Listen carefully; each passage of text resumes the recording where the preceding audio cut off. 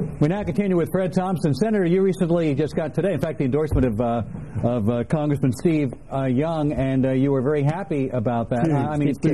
Steve King. And you were obviously happy to get that endorsement. He recently initiated H.R. 847, recognizing Christianity as a great faith, expressing support for Christmas.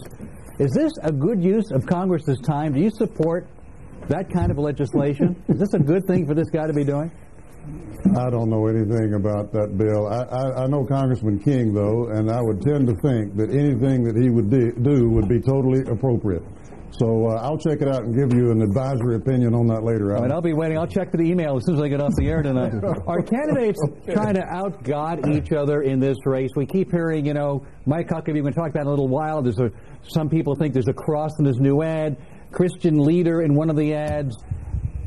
Where do you stand on this issue of candidates seeming to out-God each other in this race? Well, candidates are going to have to make up their own minds about what they think is appropriate. There's no question that faith is important to us as a people and is important to our country. The Declaration of Independence itself points out that our basic rights come from God and not from government. And that's been our tradition and always will be. But how people use that in a political campaign, everybody's going to have to make their own call about that. Different people have different comfort levels about that sort of thing. And we're just going to have to let people do what they think they're comfortable with and what they want to do, and let the American people judge whether it's appropriate or not. All right, you're running on small government. One of your other big issues, protection of the border from illegals and illegal immigration. Do you believe that if you become president, you're following another Republican administration? Have they done the right thing about the border? And have they really been proponents of small government, given their policies and the increasing deficit and debt?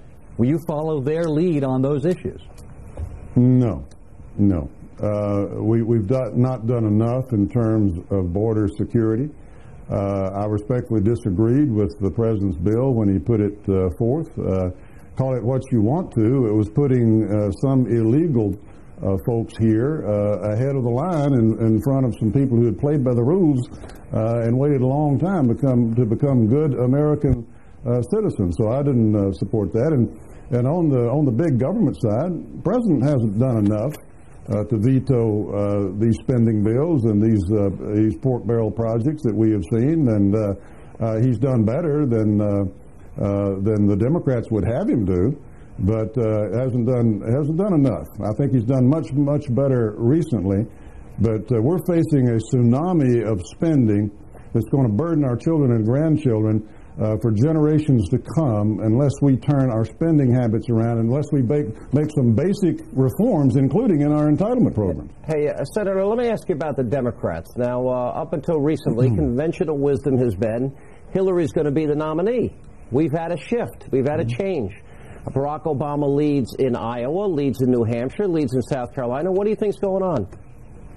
I don't know. These things go back and forth, and the pollsters have gotten too good. Every time somebody breathes, they've got a new uptick or downtick in the numbers, and I don't think you can tell too much about it. I think that when a trend develops, you can start paying attention to that. If something goes the same direction for a period of time, but I think the numbers are kind of meaningless. I go back to Iowa.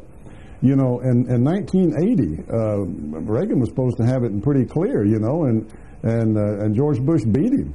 And in 1988, Pat Robertson came out of nowhere to finish second. In 1994, they had coronated President Howard Dean. Al Gore flew in for the endorsement. Tom Harkin knew more about Iowa than anybody, supposedly. Late in the game, endorsed him because he was the clear winner, but he wound up third. So I don't think you can make anything out of these numbers right now. I think that's a good observation. I really do. And we have now a compressed primary season this year. Yeah. It's new. It's unprecedented.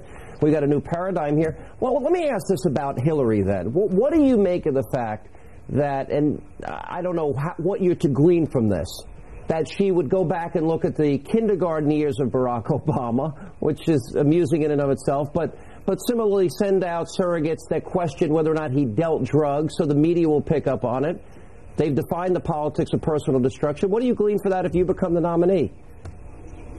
Well, the biggest complaint I have with Senator Clinton is that she aspires to be the leader of a left-wing, big government, high-taxing, weak on national security party that is salivating to get power again so they can take us down the road of a welfare state.